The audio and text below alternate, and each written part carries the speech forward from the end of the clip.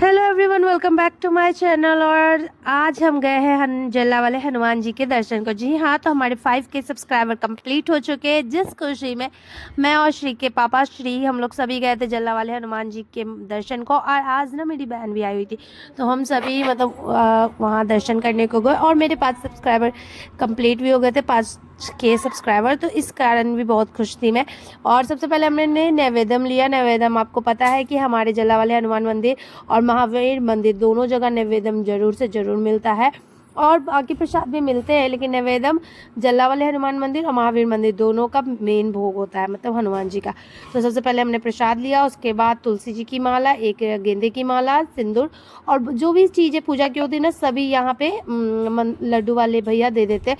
उसके बाद फिर हम आगे गए और काफ़ी तेज़ धूप थी उस दिन। सैटरडे के दिन हम गए थे, इतनी ज़्यादा तेज़ धूप थी, ये देख सकते हो। मैं और मेरी बहन और फिर उनके देवर हैं, तो ये देख सकते हो कितनी ज़्यादा गर्मी है, इतनी ज़्यादा गर्मी और इतना तेज़ धूप था। मतलब मंदिर परिसर में ना इतना तेज़ धूप लग रहा था कि हमारे पैर जल रहे थे। सबसे पहले हमने गणपति जी के दर्शन किए, क्योंकि कहा जाता है कि कोई भी पूजा हो सबसे पहले गणपति जी के दर्शन करने चाहिए। तो सबसे पहले हमने गणपति जी के दर्शन किए और फिर हम आगे की ओर चले गए।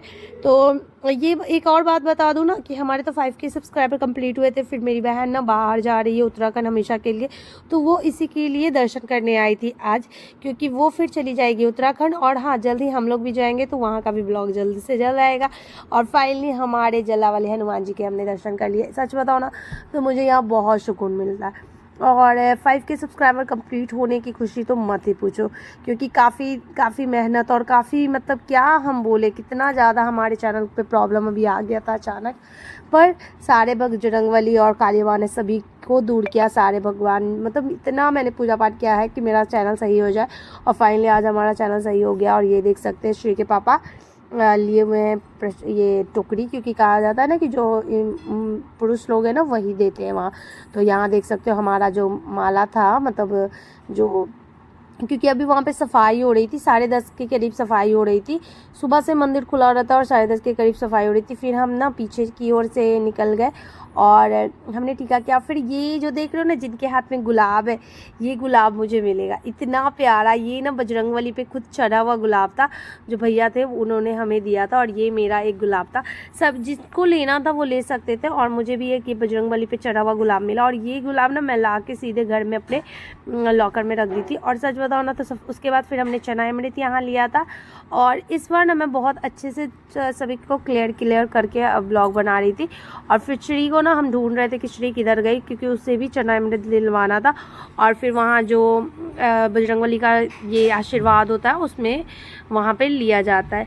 फिर हमने थोड़ी देर वहाँ पे ये देख सकते हैं, यही टोपा जो होता है बजरंगबली का होता है, तो ये चढ़ता। उसके बाद फिर हम शंकर जी की पूजा करने चले गए, क्योंकि आपको पहले भी मैंने मेरे ब्लॉग में बताया कि ये जो मंदिर है वो 600 साल पुराना है। और बजरंगबली और ये महादेव जी का दो मंदिर था, जिसे बाद में कुछ अच्छे श्रद्धालुओं ने पैसों जमा करके पैसे से अच्छे से इनका निर्माण करवाया। और ये जो कुआं देख रहे हो ना, ये गंगा जी से कनेक्टेड है, और ये इसमें जो पानी आता है वो डायरेक्ट गंगा जी का ही पानी रहता है इस कुएं में। और फिर हम चले गए जलाभिषेक करने शंकर जी का, मतलब महादेव जी का। और फिर यहाँ पे ना इतनी ज़्यादा भीड़ हो रही थी ना महादेव जी के टाइम, तो हमने बस जल्दी जल्दी बस पूजा की। और यहाँ ना कुछ औरतें पकड़ के बैठ जाती है, तो मुझसे तो वो नहीं होता है, मैं जल्दी जल्दी पूजा कर लेती हूँ किसी भी चीज़ का हो। और हम यहाँ पे पूजा करें और मेरी बहन भी पूजा करी। और सच बताओ ना, तो हमें पूजा करके बहुत सुकून मिलता है। और श्री के पापा भी स्टार्ट हो गए थे पूजा करना, उन्हें मुझसे ज़्यादा टाइम तो उन्हें लग रहा था पूजा करने में, और मैं थोड़ी देर के लिए खड़ी हो गई कि कब वो पूजा करके आएंगे। उसके बाद फिर ना हम यहाँ पे मेरी बहन जो यहाँ की खूबसूरती देख रही थी, उसके बाद हम ना थोड़ी देर बैठ के पाठ करने लगे थे, क्योंकि पाठ करना बहुत ज़रूरी होता है मुझे जब भी मैं जाती हूँ।